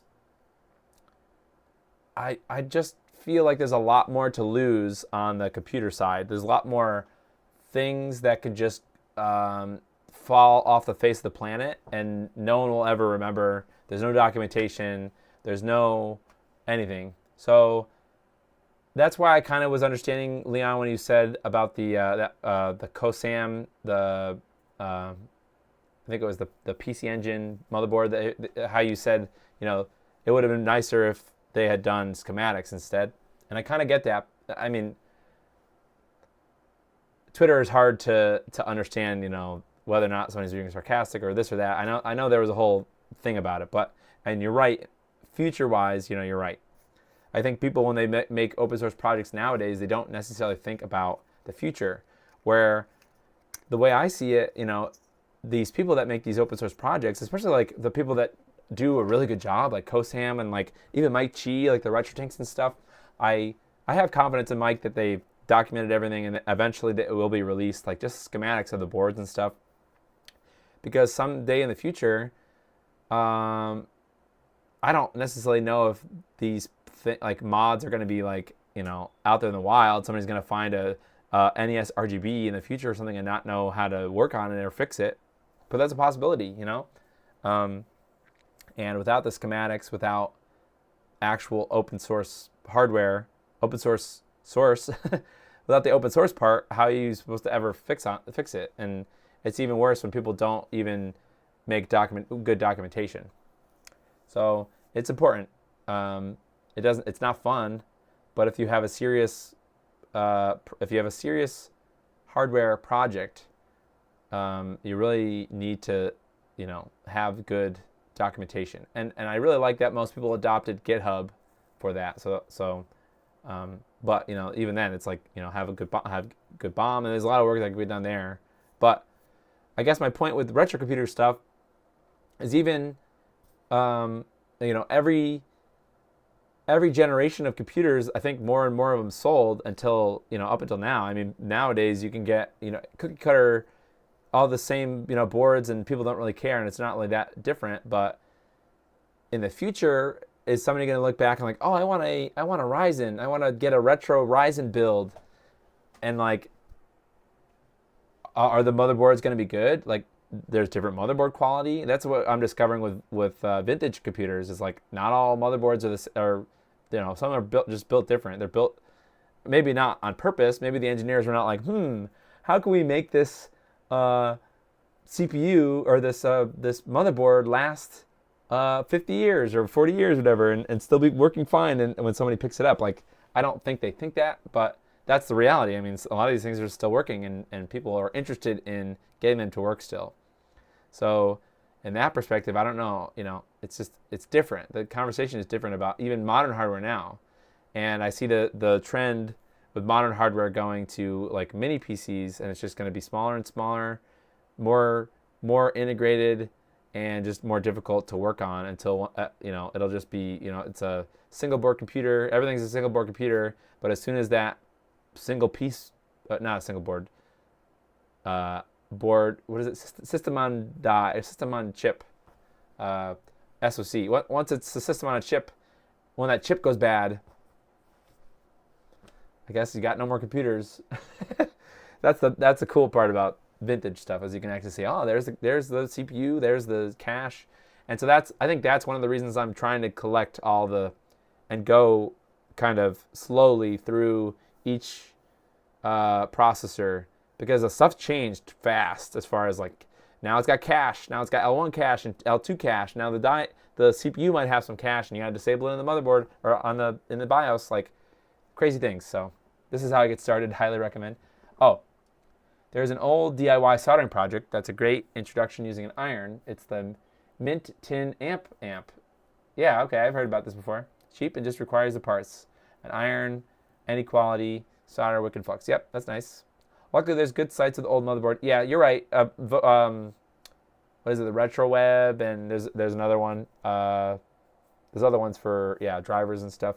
You're right, but it's stuff for people to be mindful of in the community now. But I just don't. I don't know. For some reason, I feel like people don't care as much about. I guess it's two separate hobbies. I get it, but I know that the people that are active in retro console stuff, they should take a look at what's there, what's out there. And I know it's an expensive thing, and that's what I think I'm trying to figure out, like, what's the not expensive way to go about, just dipping your toes in. And that's why I think that a Pentium, like an OEM Pentium build, like get a Gateway or a Dell or something of like the Pentium era, and you'll have a good platform, and it's going to be good for DOS. It's going to be good for Windows too. If you don't even want to do DOS, you can do Windows 98. But there's still speed compatibility. Some games just straight up will not run. I wanted to be happy with just the Pentium that I bought, the Gateway, but I remember playing this game, Mickey's ABCs or whatever, when I was a kid, and it might have been on a Tandy, because I don't remember the audio sounding the same, but I was young then. Anyway, so, excuse me, I got this game, the DOS version of that game, and it just straight up won't run. It just hangs.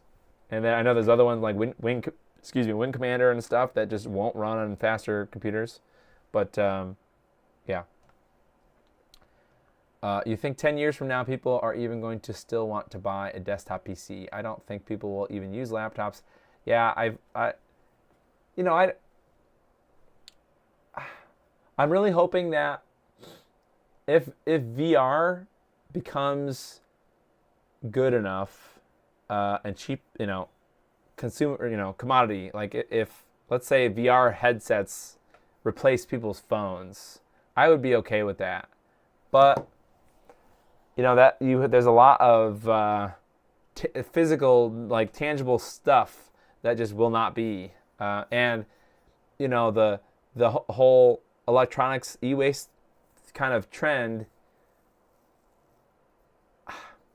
That's not. It's on one hand, yes, I appreciate that there's the ability for electronics that have heavy metals and things that shouldn't just get thrown in the garbage to be recycled properly. But and by that, most towns probably have a electronics recycling program, and you can go and drop off stuff, and then they take care of it. But what does the take care of it part mean? I don't know, right? Does it go to a third world country and it just sits in a pile there to some year become recycled? I don't know. But it also, people just think, oh, the computer that I buy is disposable, essentially, or my phone is it's a disposable thing. And I think a lot of people think that way, and to me, that's the dangerous part, because then that breeds, every year, it's already here. Every year there's a new iPhone, every year there's a new Android phone, whatever the thing is, and the marketing hype around it is that your old phone is not good, the new one is better, get it. Throw the other one out, or recycle the other one. That's terrible, and then they're even built that way. They're glued together. They're not even screwed together in a way that you could take it apart. You can, but not without, an iFixit kit and heat thing and suction cut. It's not repairable. And then I think that's the part of the raise the repair movement that I appreciate, is just having people understand, okay, the goods that are being produced are going to stay on the planet, somewhere on the planet for a very long time, 50, 100 years at least. Most things. I don't think that we're going to get to a sustainable recycling future. I don't see that happening. There's no money in it. And that makes the world go round. Just there's not enough money in that. So that's the mindset now, is everything is better. The next year is going to be better than the year before. And that is not a good cycle, because that'll just, besides the whole race to the bottom thing, things are just lower quality. But just people don't think about their purchases and then what they'll do with the purchases in the future. Electronics. Sorry, that was a weird tangent, but I think about it. And so that's kind of the FOMO that I'm trying to put out there, is retro PC stuff is, I think it's more similar to modern computer recycling, right? People think it's junk and they'll recycle it once it's old. Once it's not useful anymore, it's junk. It's not really the same with consoles. They're smaller, they're more easily packed away and just kept in a box, even if you don't use them. But, it's not quite the same. I think people should treat the PCs as the same, even though you don't want it. Maybe you bought it or someone gave it to you and now you're responsible for it. And that doesn't necessarily mean go recycle it, because maybe there's somebody out there that wants it. I don't know. Sorry. Okay. I enjoy building maxed out retro systems, stuff I couldn't afford back then. Yeah, that's the cool thing too, is you can see, and it's I have a 386, which is, I have a 386 and a 286 that were pretty much made, the date codes are about the same time, right? So the 286 12 megahertz was 1986 or something, and then the 386 DX40 megahertz was also 1986. But obviously the 386 is way faster, and it works better with better VGA. Actually, I kind of got the Sang Labs, Leon, if you're here still, I got the Sang Labs graphics card to work on a faster machine. So I was having problems with the 286 machine. I put it in the 386 machine, and it was a little more stable. But I broke a transistor off it, so I have to replace it. But I'm curious what it will do in the 486, if it'll be more stable. But then I have the opposite effect with some other things. So I have a Sound Blaster 2, not a Pro 2, but a Sound Blaster 2.0 card.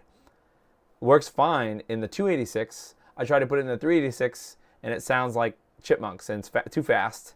So it's just interesting how the 386 can take advantage of newer VGA graphics cards, 1999 or 1992 and 1993, later VGA cards, 16-bit ISA cards or VGA cards. Put them on the 386 and it's fine. They like it, and it can be kind of upgraded beyond the CPU.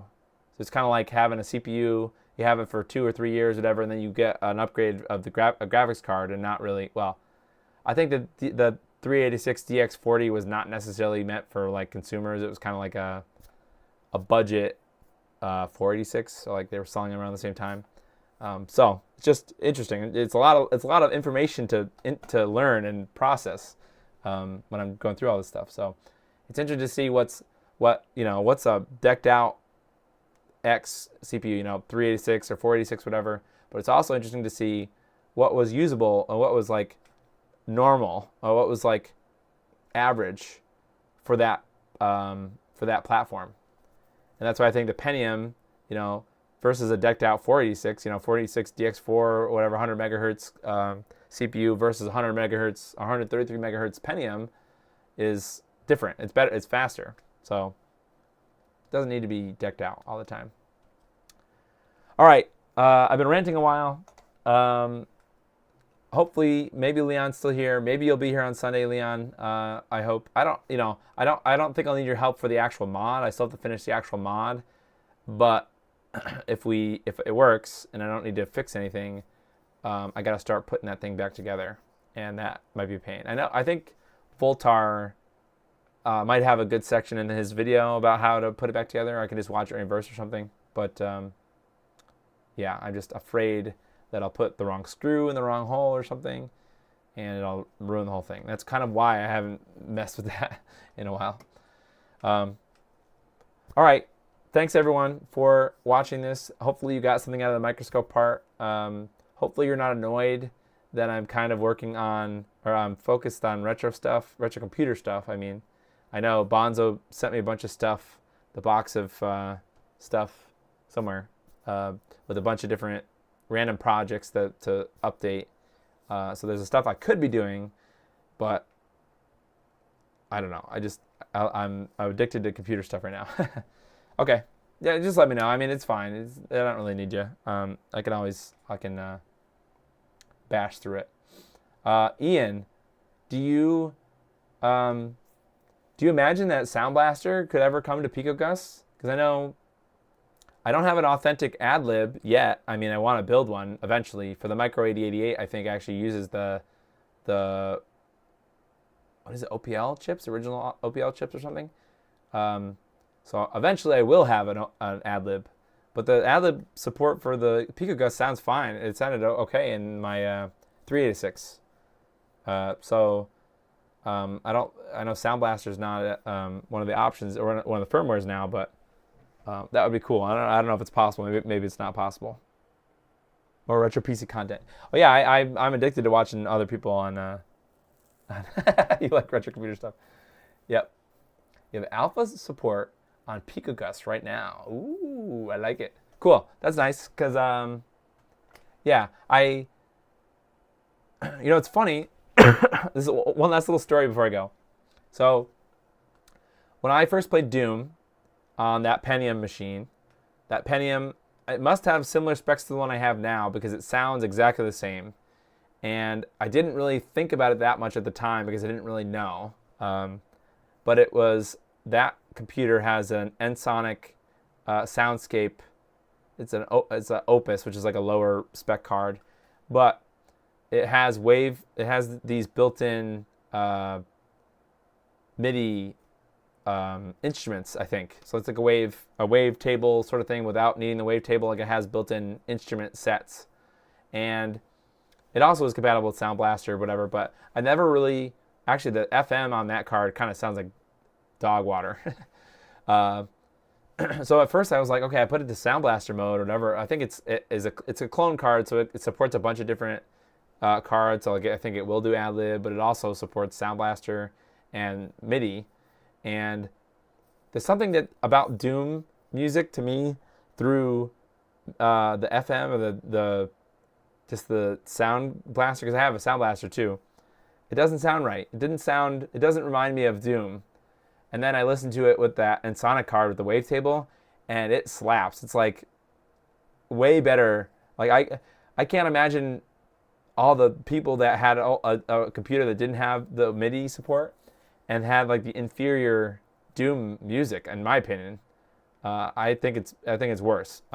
So I don't know. That just I don't know why I'm talking about that, but maybe like is Wave or MIDI one of the supported? I don't know how you do that. Like pack in some live sound fonts or something. I don't know.